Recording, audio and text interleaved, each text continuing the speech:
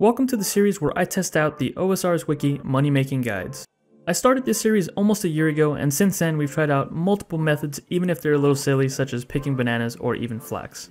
If you enjoy these types of videos, then feel free to check out the playlist that I've made for them, and feel free to leave a suggestion down in the comments for a method that you'd like to see tested. With that being said, let's get into the video. So for today's video, as you've already seen by reading the title, we will be crafting law runes. Now, the reason for this is because I've realized that I've made a bunch of rune crafting videos over the years, but I've neglected law runes, and I think I know why, but yeah, today we're finally going to do it. Now, as for the gear setup, we are wearing the robes that we get from the new rune crafting minigame. So we have the robe top of the eye, the robe bottoms of the eye, and the boots of the eye, and of course the hat of the eye. And the hat of the eye does have the catalytic tiara equipped to it, which is important because when we craft law runes, we can't actually bring our rune crafting cape or our max cape. That's the reason why I didn't want to make a video on this before.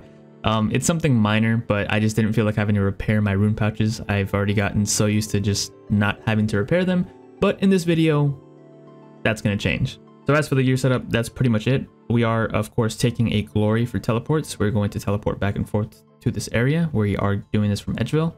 And as for the gear setup in the bank, I have all the stuff that I need down here. So I have my glories for teleports. I have my stamina potions whenever we're low on stamina.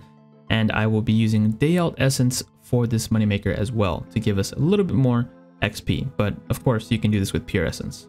So once we runecraft our law runes and we have them in our inventory and we come back to bank, you can simply hit all and then click on the runes and then get all the stuff you need back to get a trip going.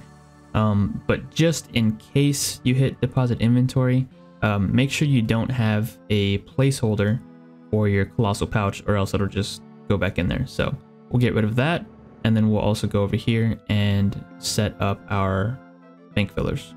That way, if we hit deposit inventory, there's no space for our colossal pouch to go. So the method for this moneymaker is very simple. We are simply running from Edgeville to low level wilderness and teleporting with the Mage of Zamorak. He will teleport us to the Abyss, and from there I usually take one of two options. I'm either distracting eyes or I'm sneaking in through the very narrow tubes to get into the actual runecrafting altars. Normally I'd have another option. I would bring a pickaxe to mine at some of the rocks that are in there, but since we are crafting law runes, we can't actually take our pickaxe there or our max cape.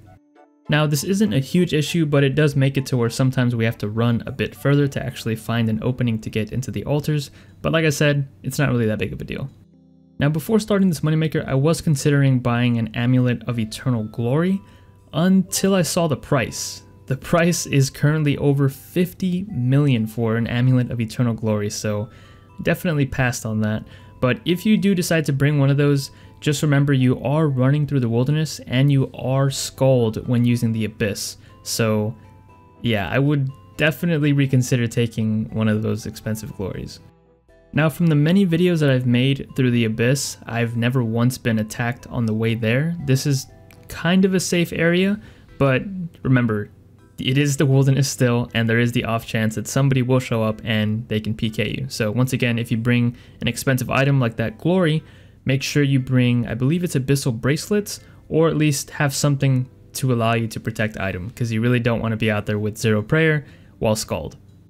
Now, like I said earlier, I had been putting this video off because I didn't want to runecraft without my cape. I'm very lazy when it comes to doing runecrafting, and just having to worry about repairing pouches it was enough of a nuisance to where I just didn't want to record the video, but I figured let's do it. It's one of the few runes that we haven't crafted yet, and it's actually not that big of a deal. I took the colossal pouch, and originally I was going to keep track of when I needed to repair it, but like I said, I'm lazy, so what ended up happening is the pouch would degrade and I would be able to hold 5 less essence in there.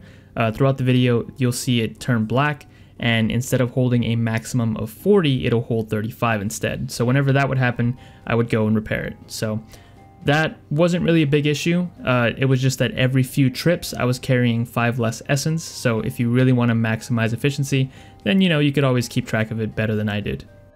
Alternatively, you could also equip your max cape or your runecrafting cape every time you're at the bank and then fill your pouches. That way they don't degrade. But like I said, I'm lazy and I didn't feel like adding more clicks to this moneymaker. Something that is worth noting is that you could actually do this moneymaker from the Ferox Enclave with a Ring of Dueling. I know that's another popular method of doing runecrafting through the Abyss, but me personally, I'm just used to using Edgeville, so that's what I did for this video. As for some helpful shortcuts, I'm sure you already know them, but just in case you don't, I used shift click to fill the pouches from the bank, and I also used shift click to empty it whenever we were at the altars.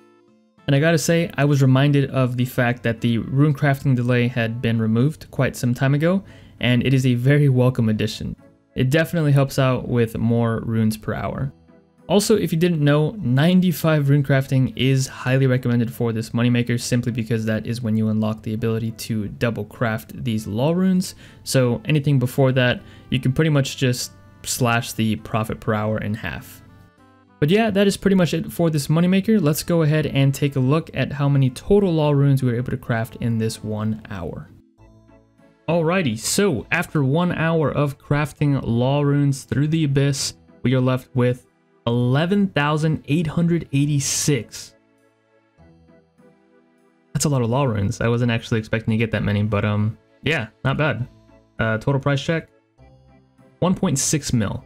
Let's go ahead and head over to the GE and sell them all off. And they instantly sell. Very nice. For a total value of 1,592,724 coins. Once again, not bad. I gotta say, I really do think that this outfit has really breathed life into runecrafting. I mean, you make a lot more money wearing this outfit because you get, I think, 60% more runes. So yeah, it's pretty huge.